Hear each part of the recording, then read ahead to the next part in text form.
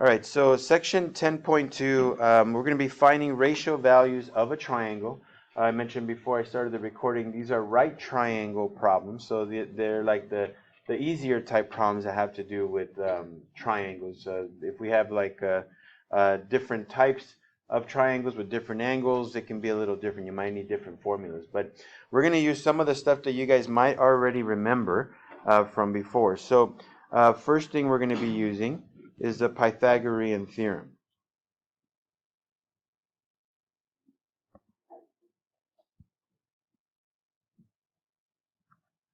I don't know if you guys remember this, but it's basically a squared plus b squared equals c squared. Okay, so I'll write that right here. A squared plus b squared equals c squared. And if we kind of draw a picture of this thing, your a and b can be any leg of a triangle, but your c value has to be the side that's called the what? Does anybody remember that the name of the longest side?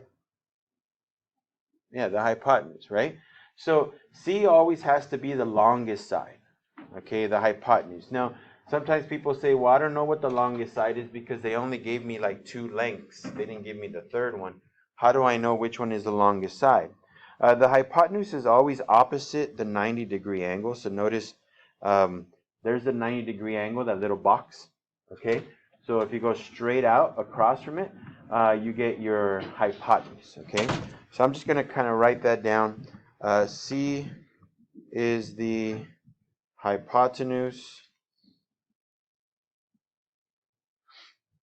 okay? And I'm going to put right here the longest side.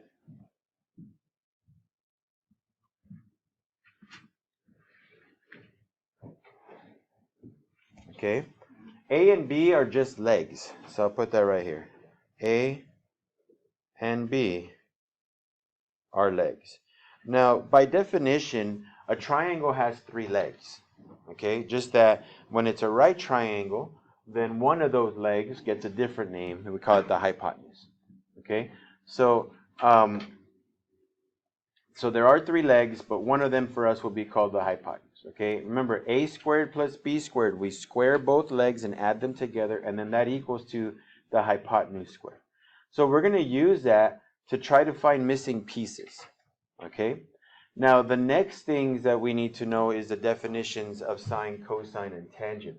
You guys remember, I'm pretty sure this might sound familiar, but SOHCAHTOA? Anybody remember that? SOHCAHTOA? That's something that a lot of teachers will show the students as a way to remember things. Okay? But I'm going to put that right here.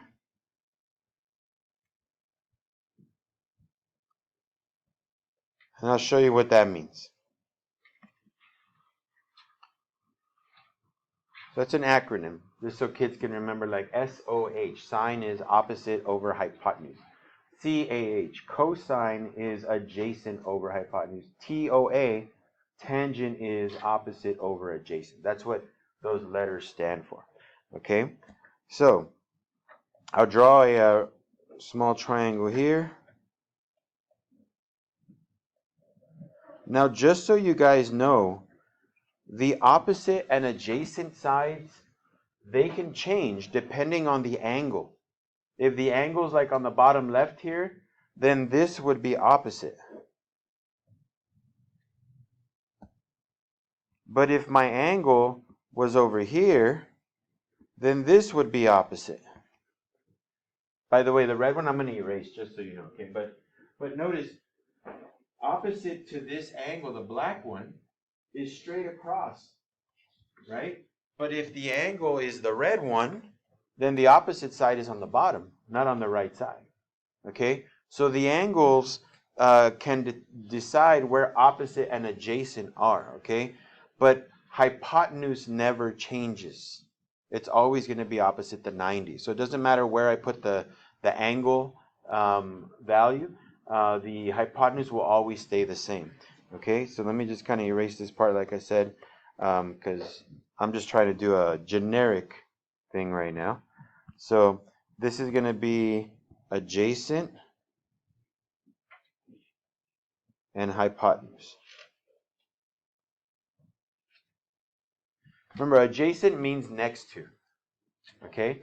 And some people always tell me, well, there's two sides next to theta, right? There's the one that you called adjacent and the one called hypotenuse. That's next to the angle too. Why isn't that one called adjacent? Well, remember, the reason why we don't call both sides adjacent is because one of them is opposite the 90 degree, which gets a special name, the hypotenuse, right?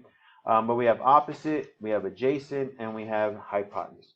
Anytime it comes down to labeling these, I always tell people start with hypotenuse, then find your opposite, then the last side that you haven't labeled yet will probably be your adjacent side. Okay? So, using this picture, you're going to see sine of theta. Okay? This is a trigonometric term. Okay, sine of an angle. So sine of theta. I know it looks like the word sin, but the actual word is S-I-N-E. So cosine is just C-O-S-I-N-E. So it's sine, but we just write it S-I-N. So sine of theta is opposite over hypotenuse. So they'll either give you those values numerically or you're going to have to figure them out yourself. Okay? But this is why we call this SOH. Just a way for you to remember. So, right? And then we do cosine. So COS of theta, cosine. So C-O-S-I-N-E, that's the actual name of it, cosine of theta. And that's going to be equal to the adjacent side divided by the hypotenuse. And that's why we call this ka. So ka, and then toa is the next one.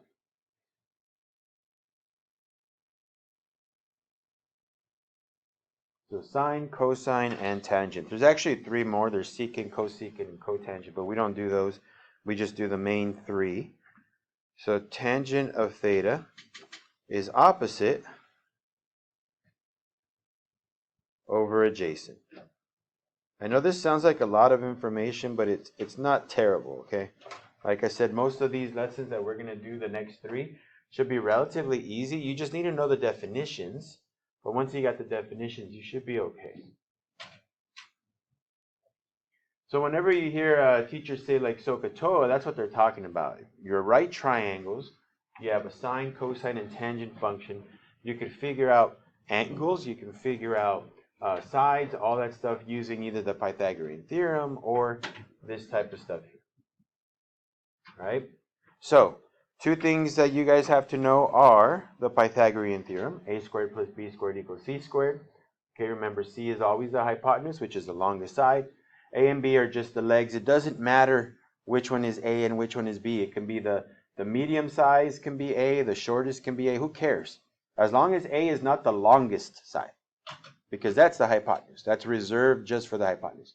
But the other ones, A and B, can be any sides that are not the hypotenuse. And then you got sine, cosine, and tangent. So make sure you guys remember those. All right, so let me show you what your homework is going to kind of look like. And then from there, I'll let you guys kind of work on it. So, you guys have any questions before I move on any of these definitions? Remember, adjacent means next to, okay? Opposite means opposite, right? So, that one's not too hard to define. Hypotenuse, longest side of the right triangle. So, here we go. All right, so find the value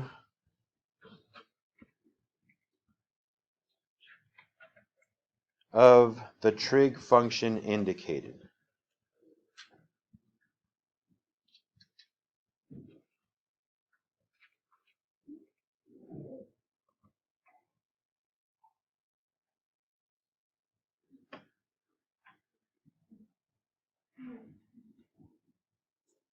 So they're always going to draw a triangle for you, and then they're going to give you a function. Okay? So let's say the first one looks like this. We'll put theta down here. Let's say it's 2. Actually, let's do 3 and a 5. and I want to know what is cosine of theta. That's what I need to know. What's cosine of theta?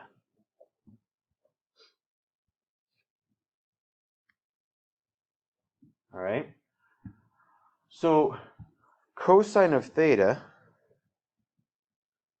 is adjacent. If you guys don't mind, I'm just going to abbreviate. Adjacent over hypotenuse. Which one's my hypotenuse side? 5. Remember I told you always label hypotenuse, then opposite. Which one's opposite? 3. And which one's adjacent? I don't know what it is. Right? But in order to do this problem, I need to know adjacent. All right? I can't just say, well, it's not there, so I'm going to use 3 instead. Right? 3 is for opposite. So I got to figure out what the adjacent side is. All right? So here we go. I'm going to say a squared plus b squared equals c squared. As long as you have 2 sides of the triangle, you can always find the third given the Pythagorean theorem. So here we go. So a, well, let's just call that adjacent. So I'm going to keep it a squared.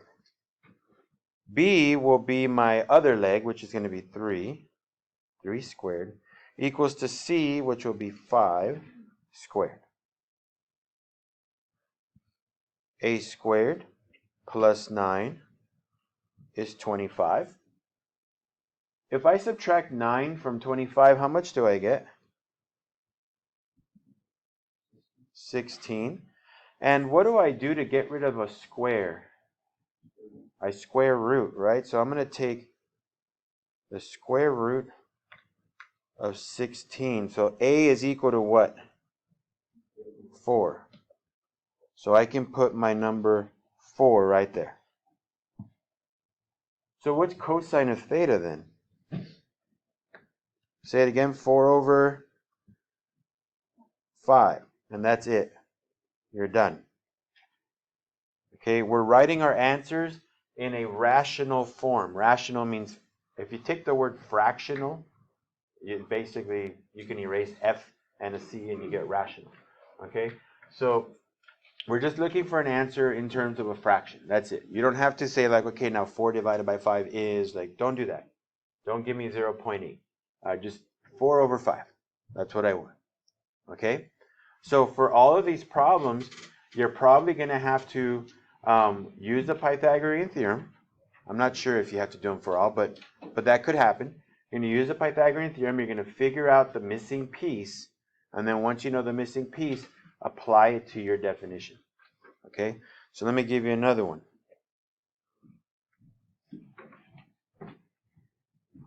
Let's see. So here's number 2. By the way, that first one was not from your homework. This one is, okay?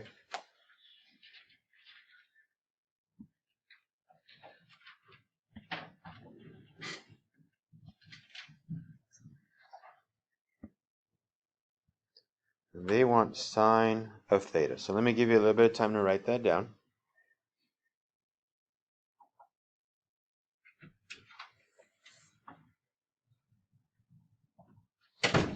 I'm going to do one of each. A cosine, I'm going to do a sine, I'm going to do a tangent, then I'm going to stop. And then you guys can work on it. I just want you guys to see one of each type.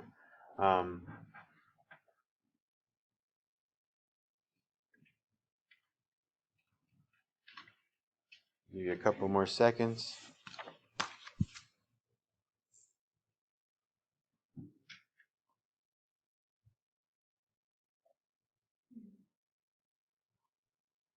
All right, so here we go. According to definitions, sine of theta is opposite over hypotenuse. Okay? So I'm going to look at my triangle. Let me label my part. So where's my hypotenuse? On the bottom, right? That one doesn't have anything. Which one's my opposite according to that angle? 12 radical 2. So there's opposite. That means this has to be adjacent. Okay? So I know my opposite. I don't know the hypotenuse, but I could figure it out.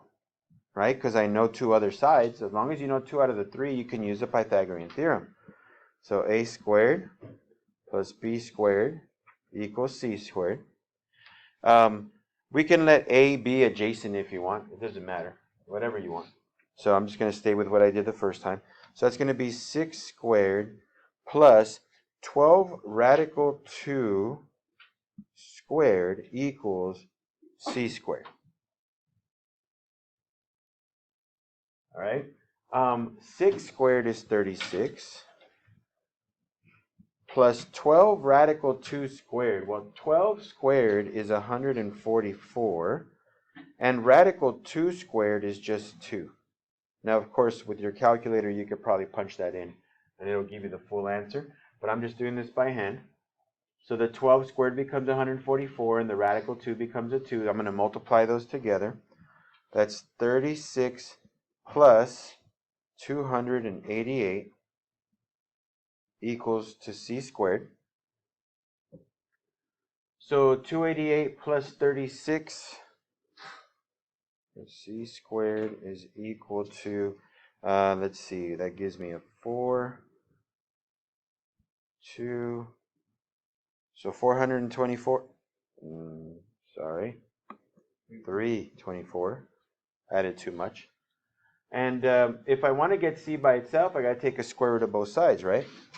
The square root of 324. I don't know if that comes out of 10. Does that come out to something nice? 18. Oh, nice. Okay, great. So 18. That's the hypotenuse. All right, so now let's do the actual problem that I'm supposed to do. Sine of theta equals to opposite over hypotenuse. That'd be 18 over what? So 18 over 12 radical 2. Am I allowed to have radicals in the bottom? Oh, okay. Yes, thank you. 12 radical 2. Unless I heard wrong, but I thought someone told me 18 over 12 radical 2. So, but thank you for that correction. So 12 radical 2 over 18, right? Opposite is up there, 12 radical 2, right? Hypotenuse is 18. So we're just going to reduce 12 over 18. What goes into 12 and 18? A 6. All right, so if I reduce 12 by 6, I get a 2. And 18 by 6, I get a 3. So sine of theta is equal to 2 radical 2 over 3.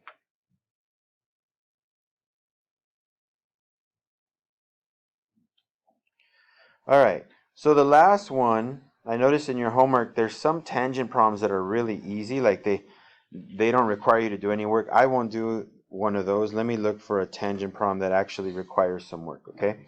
So let me see. All right, so we'll try this one.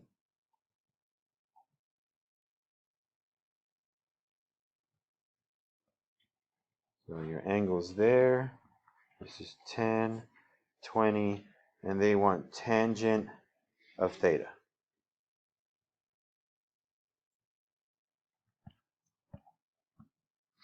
Now remember, tangent is opposite over adjacent.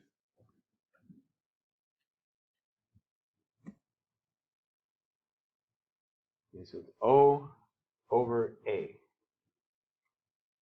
So based on my picture, like I said, I always start with hypotenuse. What's my hypotenuse? 20. What's my opposite? 10. That means adjacent is not labeled. Okay? So I need to figure out that empty part because I need the A value for tangent, right? I need the A value for tangent. So let me go ahead and get my Pythagorean theorem set up here. A squared plus B squared equals C squared. Right? We always use that to find missing sides as long as it's a right triangle. You can only use this if it's a right triangle, meaning the little 90-degree angles there. Right? If it's a scalene triangle, one that doesn't have 90 degree, maybe it's obtuse, maybe it's acute, it just depends. you can't use it. For those, you need like the law of sines or you need the law of cosine. So that's a whole different thing. But Pythagorean theorem works for these types. So let's go ahead and plug it in. Let's just keep A with adjacent. Okay, so I don't have adjacent, so I'm going to put A squared. B will be the opposite side, let's say, so let's make that 10 squared. And C will be the hypotenuse, that'd be 20 squared. So that's A squared plus 100 equals 400. So A squared is 300. And if I take the square root of this, square root of 300, I get 10 radical 3.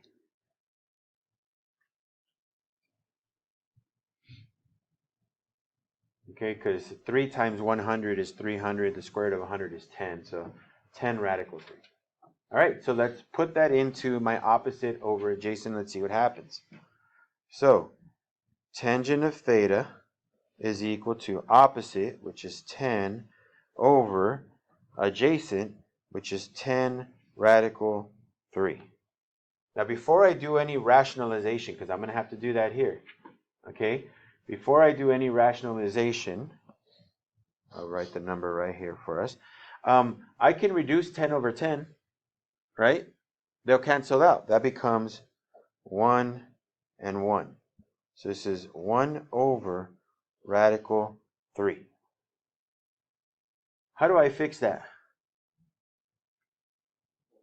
We multiply by what? Rad 3 over rad 3, right? So I'm going to multiply top and bottom by the denominator. Okay? So this is radical 3 over what? That becomes radical 9. What's radical 9? 3. So here's my answer. Tangent of theta is radical 3 over 3. And that's what you guys have for homework.